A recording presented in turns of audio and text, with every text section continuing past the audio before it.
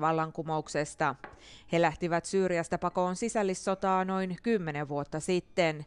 Nyt he myyvät yhdessä syyrialaisia herkkuja Helsingin Ullanlinnaan perustamassaan kahvilassa.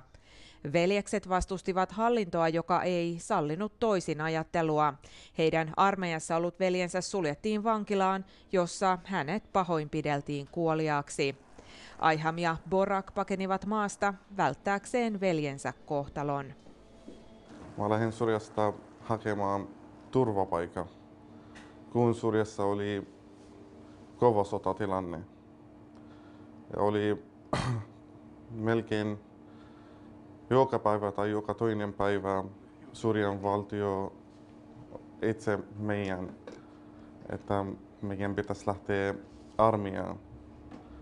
Ja Syyriassa kun ihminen menee armeijaan, pakko tappaa ihmisiä. Ja emme halua tappaa ihmisiä. Mun koko elämä muuttui Suomessa. Ja olen tykkännyt asuminen tässä Suomessa. Ja mä en tykkää olla semmoinen sohvaperuna kotona. Niin sen jälkeen tulee idea, että perustan kahvila.